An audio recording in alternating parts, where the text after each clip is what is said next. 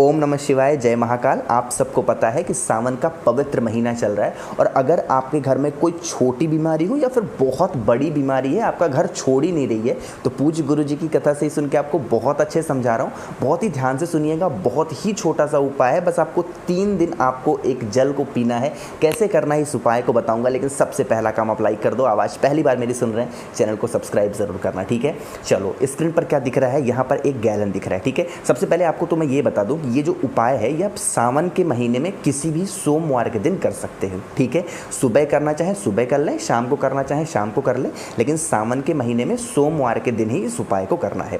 Screen पर आपको gallon दिख रहा है, ये है आपके सामने गंगा जल। आपको क्या करना है, एक कलश लेना है और इस कलश में गंगा जल को भर लेना है। ध्यान ये रखना है, इस कलश में और आपको कुछ भी नहीं डालना है, ना ही आपको जल डालना है, ना ही आपको कुछ डालना है, सिर्फ और सिर्फ गंगा जल डालना है। अगर गंगा जल आपके पास कम मात्रा में है तो आप जल इसमें भर करके 2-4 बूंद गंगा जल डाल देना, ठीक है।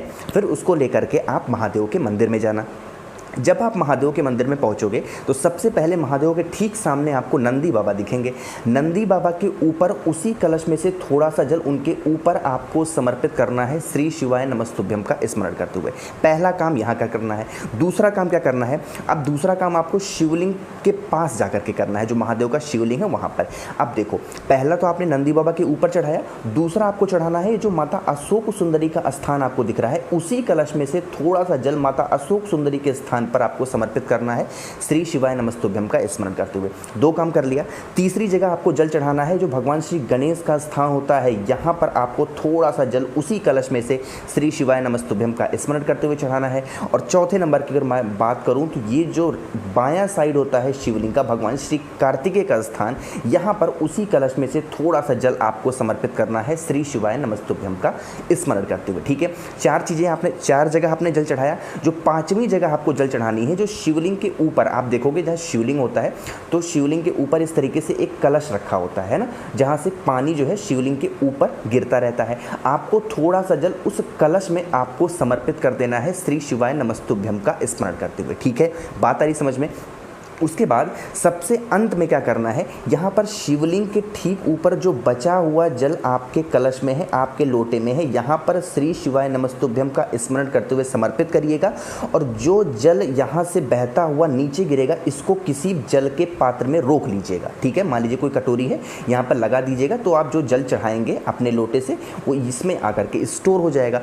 अब उस स्टोर हुए जो आपने कटोरी रखी है, उसको लेकर के आप अपने घर जाएंगे। अब देखो, इस उपाय को आपने कब किया, सोमवार के दिन आपने इस उपाय को किया, तो अब आपको जो जल को पीना है सुबह के टाइम पीजिएगा।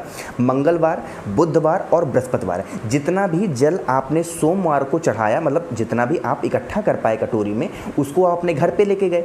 अब उसमें से ही आपको क्या करना है, 3 दिन उस जल को पीना है, सिर्फ एक बार सुबह के टाइम पीना है।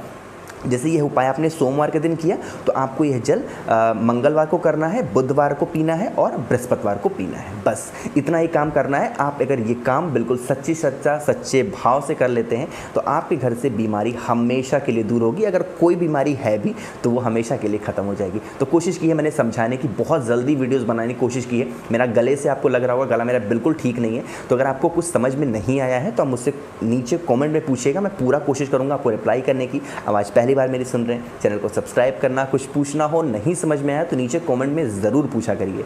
ओम नमः शिवाय, जय महाकाल।